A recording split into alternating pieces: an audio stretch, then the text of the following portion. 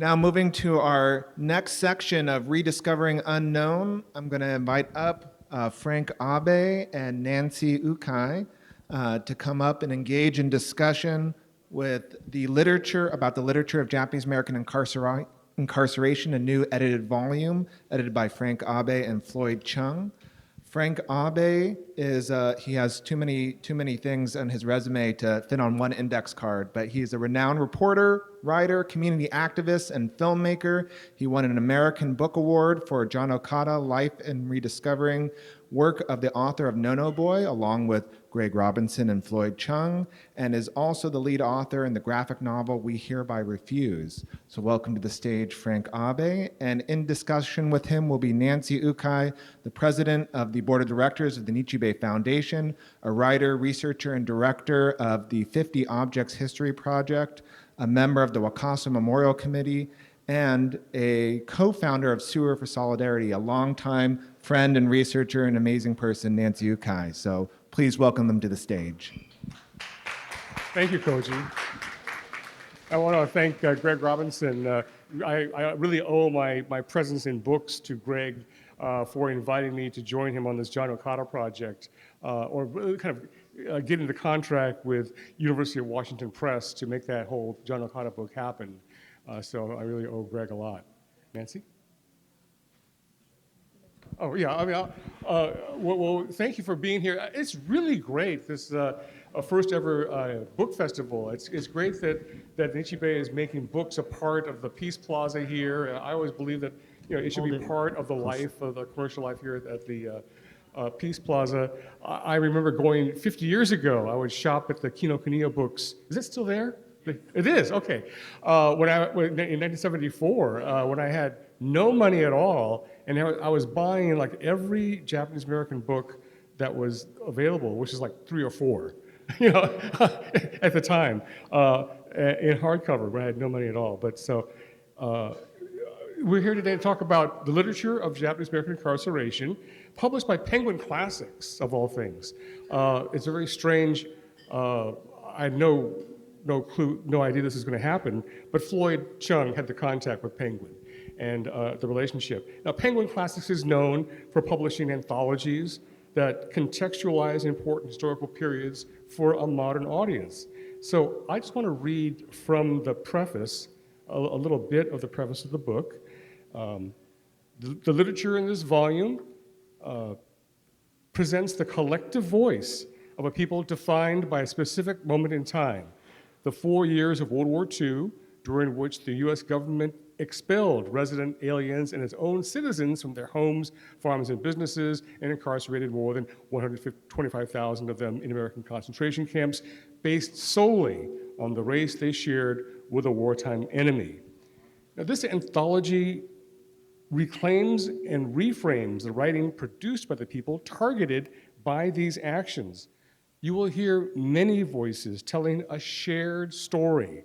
It's the story of the struggle to retain personal integrity in the face of increasing dehumanization. The selections favor writing that is pointed rather than poignant. Not all are polished, but each conveys a central truth. We present these writings chronologically so that readers can trace the continuum of these events as the incarcerees experienced it. The collection contains a mix of prose and poetry, of fiction and nonfiction drawn from essays, memoirs, and letters, all anchored by the key government edicts that incite the action. In place of familiar selections readily found elsewhere, this volume recovers pieces that have been long overlooked on the shelf, buried in the archives, or languished unread in the Japanese language. The number of new translations from the Japanese we present, I think, testifies to one of the long-term effects of camp, and that is the loss of language and culture due to regulation, suppression, and the ongoing stigma of acknowledging any affinity to Japan. Many of these voices in this volume are those of protest against incarceration. Some are those of accommodation. All are authentic. Together they form an epic narrative with a singular vision of America's past, one with disturbing resonances with the American present. So out of the 65 unique authors in this collection, 18 are from the Bay Area. And I just wanted to point out, where is Max? There's Max. And we're going to jump to the next slide. So in the collection, we opened with the earliest known Japanese-American graphic narrative, The Four Immigrants manga, written and drawn by Henry Kiyama, who came to San Francisco to study at the Art Institute. I want to say that I asked Floyd early on, how do we define literature of Japanese-American? He said, it can be any writing by those in camp. So it's not just the fine writing, the short stories and poetry. It can be, as I said, letters and memoirs, and even these graphic narratives. Next slide, Max. Sorry, you got to stay there, man. Yeah. I really wanted the clicker, but Charles Kikuchi and Tom Shibutani were both students at UC Berkeley, and in the collection we have Charles, the Kikuchi diary, kicked out of Berkeley is the selection. His immediate reactions as Nisei to the mass eviction order and assembling in Berkeley. His friend Tom Shibutani, or Shibs as he called him, is a budding sociologist who writes of the military intelligence service, the Hawaiians who were recruited for the MIS at Fort Snelling, Minnesota, and their scatological reactions, their cuss words, and the F-bombs are in this book from those Hawaiians who are mad at their Hakujin commanding officers and the incompetence of their commanding officers. These two books I've been dragging with me for like 40, 50 years. I bought them here at Kinokuniya down the street in hardcover because I felt they were important, and finally with this anthology we have a place to put it. Next slide, Max, is the selection. I can't go into it right in the time we have, but I really have framed this collection to center Tule Lake and the experience of the Tule Lake Segregation Center at the heart of the collection. And everything we present in chronological order, exclusion, detention, fairgrounds, deserts and swamps, loyalty questionnaire, segregation, draft, all leads to segregation and renunciation and expatriation and repatriation at Tule Lake. And the purpose in doing that was to provide a context for the most extreme, as Barbara Takei says, the worst concentration camp, Tule Lake, and the extreme actions taken there by the Hoshidan and the Seinindan. So Violet de Cristoforo of Salinas writes her haiku at Tule Lake about her brother's savage beating by military police, and Tom Akashi of Fremont, U.S. military officer after the war, provides a rare insider's account of being a teenager who blows his bugle and marches in the Washoi Washoi at Tule Lake in the Hoshidan, and provides an insider's account in English remarkable of what it was like to finally feel that for the first time he felt good about being Japanese after having everything taken away from them at Tule Lake, after being isolated and segregated and denounced by the government and their own people, that the bugles, the hachimaki, the marching was their last shred of dignity they had left. If he finally felt good about being Japanese. And we excerpt that in the anthology too. Next, Max, is real quickly, music. We also include song lyrics as literature. So our definition, the song of Cheyenne, something that Frank Chin and I found in our interview of a Heart Mountain draft resistor. James Cotto carried this worn scrap of paper in his wallet for 40 years. They're the lyrics to a jailhouse song his fellow resistors composed while awaiting trial in Cheyenne, Wyoming. And Cotto confirmed for us the lyrics are set to music. And the actor Mako discovered that it was most likely the Hawaiian plantation work song, the Hora Hora Bushi, which he sang for us. And if you play the clip, Max, it's 30 seconds long. So the lyrics for this is in our anthology. So this is the actor Mako singing the Hora Hora Bushi with lyrics that were translated for us by Violet de Cristoforo, again, of Salinas. Did I say Fresno? Salinas. Aloha Cheyenne, kago no naka, toto naname, sunde iru, hige wa bobo to haemashita, dare ga ichiban nagai kato. So this is an excerpt from the Song of Cheyenne, composed in that jail there, the Cheyenne County Jail. And this, too, is the literature of Japanese American incarceration. What's interesting is that for the audiobook version, Penguin Random House Audio surprised me by saying they wanted to do an audiobook. And we have the actor Keone Young, Mr. Wu from Deadwood, sing the Song of Cheyenne in the audiobook. And I swear to God, he sounds just like Mako, even better, as well as reading it in English. So, and by the way, you can get the audiobook from your local library too. I'm sure just check it out or ask your library to acquire it for you. Skipping ahead, Max, to Joe Kurihara.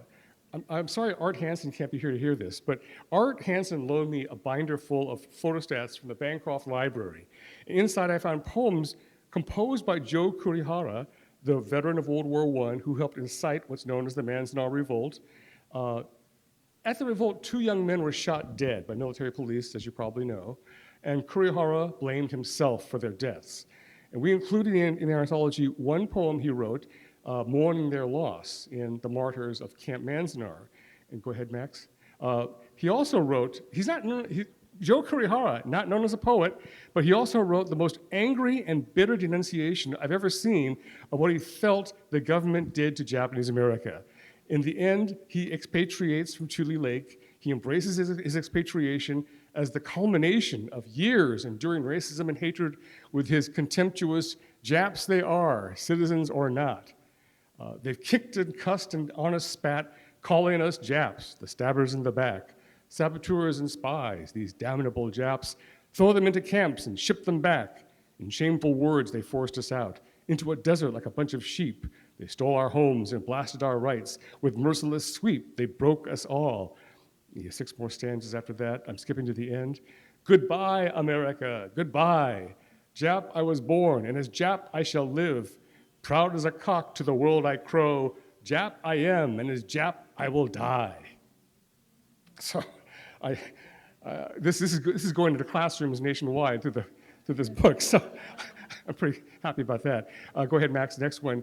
When it comes to writing that's been buried in the Japanese language, I'm most excited about how this collection begins the recovery of the voices of Issei and Kibe Nisei at the Tule Lake Segregation Center, the camp where the government segregates those who refuse to answer what are seen as trick questions on the loyalty questionnaire. You know that.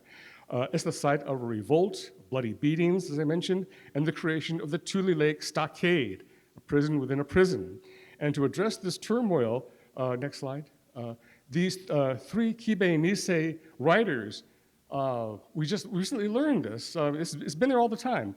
But now we're learning that they founded a high-quality, curated literary magazine called Tessaku, or Iron Fence, which we know from an FBI report that they founded as a direct response to the creation of the Tule Lake Stockade. So these are the 2 of the editors are here. Joji Nozawa is on the right. Los Angeles, educated in Japan. He was 25. He wrote a short story called Father of Volunteers. Now, Floyd and I commissioned Professor Andrew Leong of UC Berkeley to translate this and one other story for this volume. And next slide.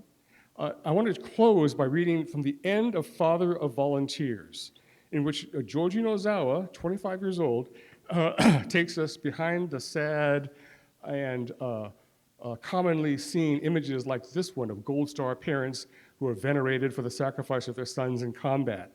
So in the story, having lost, Mr. Saeki loses 3 sons to war, and he gives a quote to a nosy newsman about that, and the next day his white employer is excited to show Mr. Saeki the newspaper clipping.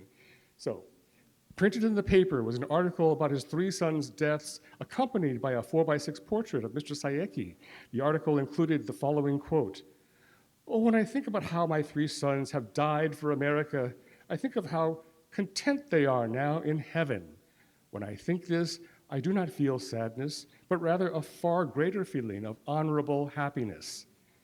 These were the words that Mr. Saeki had said to the journalist the day before, but reading them now, he felt like he wanted to vomit. Those words had just turned back upon him as expressions of his own self-loathing. Why didn't he just bash his head in against the wall? He wanted to beat himself senseless. He looked at the picture of himself in the newspaper and saw a perfect specimen of village idiot, like tongues of flame. A violent anger flickered, caught, and burst within him. Mr. Saeki did not care that his employer was standing next to him. He crushed the paper into a crumpled ball, slammed it down into the wastebasket next to him, and then stomped on the basket, smashing it with all his might. So, this is written by Nichi Bei. When Andrew Leong sent us this translation, my first thought was, my God, what else is out there, in Tesaku, in these other magazines, Kibe Nisei writing with the same anger and passion as a John Okada. How much more is out there we don't know about yet because we don't read Japanese. I think Andrew agrees, and he just secured a major NPS grant to translate all 9 issues of Tesaku for us. So, just a quick idea, Nancy, of how Floyd, and you can go to that final graphic now, how Floyd and I gathered writings from many disparate sources to create this new anthology. For those of you already familiar with the existing canon of camp literature, what I like about this is that you can look through the table of contents and see an almost entirely new lineup of selections of things you really haven't seen before. It's a trade paperback, the kind of book you can give to a child or a niece for graduation and say that, you might be interested in this. And it's a framework within which teachers can add their own favorites and have them properly put in context. Frank, I bought a copy for my grandchild who is 10 months old. Oh, wonderful. 10 months is She doesn't read yet. Okay. But I thank you on behalf of the community, on Well. behalf of our grandchildren, our great-great-grandchildren, and for excavating these voices which have not surfaced. I mean, you are an archaeologist, you're a literary critic, you're a resistor, you're an artist. And I really think this is a treasure. It's 300 pages of 68 stories. Some of them are just fragments of poems. Others are memoirs, bits of prose. And it isn't chronological order, but one, if you're like me, you're going to flip through it and just, pick on things and read it. So it probably requires a few readings, chronologically and like being at a buffet. Yeah. And when I read it, I was just so emotional. And this will date me, but when I was growing up, there were no Asians on TV. And so my dad or my mom would say, when an Asian came on television, hurry up, come look, because it was not going to be long. And when I read this book, it was like, wow, this whole book is us. It's the reverse of what I experienced as a child, which is you're not there. This is us from the immigrants to the present. And so I'd like to ask you how now we look at it and we go, oh, Japanese American incarceration literature. Now you've kind of defined it. But when you went into this project, how were you thinking about it and how did that change? I mean, we started off with the greatest hits collection. I mean, everyone does. And I think what's interesting is that it's good that Floyd Cheung got the contract, then he invited me to join him in this. And I think that there is an East Coast bias versus West Coast, and it was good that he invited me to join because I am from the community, I've been following this stuff for 4 decades, and I'm from the West Coast. So I've lived this with everyone here. And if it had been done by an East Coast editor, the title would have been The Literature of Japanese American Internment. Just for starters, I changed the title. It started off, as collecting Jeannie Houston, Yoshiko Uchida, great writers, but the familiar things we all know. And so, like I say, I'd picked up the Kikuchi Diary and Tom Shibatani's Derek's the Company K and all these bits and pieces without having an idea of what I'd ever do with them. I mean, I just knew there was something important about them. And when this project came along, it's just amazing how they all kind of slotted in, one after another. And what I found was, by wanting to slip in, all these unknown works, I wanted to include Joe Kurihara. I wanted to include a poem by John Okada. That there was an interesting consistency in the voice from selection to selection. And it's probably because I have a certain bias of, resistance, and I'm the big resistors guy, right? But we do include the voices of Asada Murayama from the Tule Lake Interlude, who writes loyalty. I mean, she praises her loyalty. We include Nin Masuda of Seattle, who writes of his lonely decision to volunteer for the 442 as a medic. The consistency of the voices is that it's a page turner in the sense that we pick up each of the writers has their own little bit of the story, and it continues from the overcoming barrier, exclusion, removal, fairgrounds and racetracks, deserts and swamps, and then the government comes, and it's anchored by government documents that our editor wanted to include in the book. So we do include all 28 questions of the loyalty questionnaire. We include an excerpt from the Civilian Exclusion Order, and also the Denaturalization Act, 1944. What struck me is that we were talking about music in one of the previous sessions, and I thought there was kind of a syncopation that was kind of jazzy, because there are different kinds of elements. And the fact that you put the sound in, literally the sound of Mako's poem, which of course we look at it, it's writing vertical on a piece of paper, and it doesn't really mean anything, especially if you don't read Japanese. Even if you do read Japanese, the fact that you have him singing, that is a direct connection to Japanese soul music, Japanese folk songs. I lived in Toyama Prefecture for 2 years, and it's known for having very mournful, deeply sad and tragic, a tinge of that in their folk songs. And that's what I heard in that voice. So that's the importance of media in your book. And I think the Issei and Kibei contribution can't be understated. What was interesting is that when you line up all these different writers, Overstated. Sorry. Yeah. I think what the consistency you get is that each of them is responding to the actions taken against them by the government. So I think the government is, as in all my works, the villain of the piece, the antagonist. Is always the outside force that they're pushing against, and that's why it becomes a page turner, and that you want to see how people each overcome each of these challenges from camp to camp to the final destination of Tule Lake, and then resettlement, redress, and repeating history. So the book does bring us to the present. I was glad to see that it brings us to the present in the last 8 years under the previous administration, and the resurgence now of talk of concentration camps for undocumented immigrants, if the worst comes to worse. I was glad to see that in the AACP table, they have a copy of Perry Miyake's 21st Century Manzanar, because we excerpt Perry Miyake's novel, which envisions a re-evacuation. And his vision was reacting to the 1980s anti-Japanese feelings from Detroit auto workers about Toyotas and Hondas, and there was a re-evacuation in the 1980s that we include that to kind of capture that Vincent Chin moment in our collective history. So one part of your editorial process struck me, which is that each piece, you've obviously, I don't know how many you rejected before you got to one of those 68 treasures, but so much of Japanese American history is characterized by others telling our story for us, telling us how to feel. We get trained to hold back, not speak up. We lose our confidence. We're forced to use language. So in the camps, of course, a murder was described by the government as an incident. It cloaks the brutality of the racial violence, of course. How much of JA literature do you think is still burdened by the colonial effect of this language? I don't know. That's the colonial effect of language.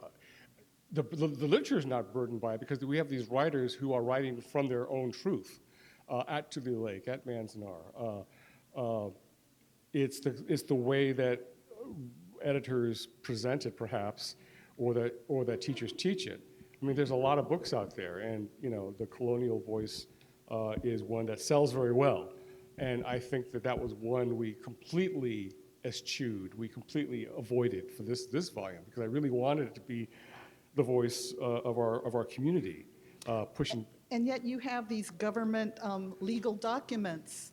For example, one example you have in your book is an act to provide for loss of United States nationality under certain circumstances. This allows citizens to lose their citizenship, quote unquote, under certain circumstances, which sounds very ominous. Right. So that's a colonial, that's a controlling Oh, well, voice. yeah, absolutely. I mean, and that's something I hit upon with the graphic novel We Hereby Refuse, is that it was the Attorney General Francis Biddle. All the racists in Congress have been trying to deport the Issei and Nisei throughout the war, and trying to strip the Nisei of their citizenship all throughout the war, and that they can't do it because of the Constitution. Francis Biddle finds a workaround. I got this from Greg Robinson's book, actually. A workaround saying, well, don't strip them of their citizenship through a statute. Let's give them the Denaturalization Act. Let them voluntarily renounce their citizenship, and then there's no legal problem. And this is the trap. People recognize that the loyalty questionnaire was a trap, but then the Denaturalization Act comes down to Tule Lake, and 5,000 people walked right into the trap and immediately regretted it and immediately tried to withdraw their renunciation papers, as we know. So that again is an anchor for the volume to show that don't go blaming each other for you renounced, you didn't, you're loyal, you expatriated. It was the government that set Japanese America up with this very clever law to voluntarily renounce your citizenship. And once again, with the draft, with the questionnaire, and with denaturalization, it's a government device to divide, not intentionally, but it had the consequence of dividing people against themselves. And if anything, in the volume, that's one theme that we try and pursue, is that we need not embrace the divisions that the government provided for us, and which JACL endorsed. But we need to just see very clearly, pin responsibility where it belongs. So our editor, Elder Rotor at Penguin Classics, I think was right to say, we should include the government documents. I didn't want to at first. I think it's a good idea. And yeah, but having it there, people don't read the executive order, the exclusion order, the Naturalization Act, and all 28 You questions. kind of bold-faced, though, the important parts. Yeah, well, yeah, we excerpted parts of it, yeah. But it has the effect of providing the antagonist to the narrative. Okay, so we only have a few minutes left. Is that including questions? Oh, okay. I just want to say this is such a multi-layered book, and parts of it I wanted to read out loud, and I'm kind of embarrassed to say I did, especially the Toshio Mori part on Little Yokohama. He's at a baseball game, and it's teeming with Japanese names. I'm just going to read this part. Today, young and old are at the Alameda Ball Grounds to see the big game, Alameda Taiku versus San Jose Sharks. The sun is warm, San Jose Asahis. The sun is warm, and in the stands, the clerks, the grocers, the dentists, the doctors, the florists, the lawnmower pushers. Mrs. Horita's there, the brother of Ted Horita. Mr. and Mrs. Matsuda of Little Yokohama. The Tatsunos, the families of Nodas, Uedas, Kikuchis, Yamamotos, Sasaki's, Bob Fukuyama, Mike Matoi, Mr. Tanaka of Tanaka Hotel, Sudo-san, Eto-san, Higuchi-san. So this is in 1942. And at the end of your book, you publish a piece by the Yonsei poet Brin Saito. Yes. She writes, roads clog with people and vehicles crossing Golden Gate Bridge. My family is Eduardo and Mitsuo and Marilyn and Alma and Samuel and Fumio, and the twin who drank himself to death, and the auntie who drank herself to death, and the Issei and the Nisei and the Sansei with their rock faces and nightmares. And that bookends the entire collection, and you see the effect of damage that was done to the community as a result. Yeah. And I think, Toshio Mori is familiar with Japanese, and there's a very dense Japanese community around him. And with Brin, they're in a car, and they're thinking about, alienation, depression, death by alcohol. But at any rate, he's got it all. Totally recommend it. Is there time for one question or two? One question? Jonathan? Yeah, I'll just make it brief because there's so much great stuff in this book, Frank. Thank you so much for your wonderful presentation. And you kind of already alluded to this already with like Joe Kurihara, but was there a particular author that stood out to you and in this process of making all these different discoveries? I know like of course your work on Okada, but was there another author here that you think that really their work spoke to you especially, and really not just captures a unique spirit of what you're talking about in the book, but also just the greater kind of overarching history you see with the incarceration experience? That is a very good question. Since I mentioned Joji Nozawa already, I'm going to say Yoshio Abe, author of Akibe Nisei, who wrote a novel called The Man of Dual Nationality. And no one knows about Yoshio Abe. Alex Kuo published it out of Bellingham in an ethnic studies journal, 1988. And I had this in my files, the first chapter of The Man of Dual Nationality. And putting this together, I look back and I go, oh my God, this is a voice of Akibe Nisei translated in the Journal of Ethnic Studies at Western Washington University. And it's an authentic voice of a man at Santa Anita racetrack on Lover's Lane, making out with his girlfriend he just met. And the differences between a so-called pure Nisei and the Kibe Nisei. And so that within sight of the fence of Santa Anita. And so again, it's a different take on the racetrack story in that it's not about just the dust and the bad food and the barbed wire fence. It's about the difference between the two peoples, the two experiences. So Yoshio Abe went back to Japan after the war.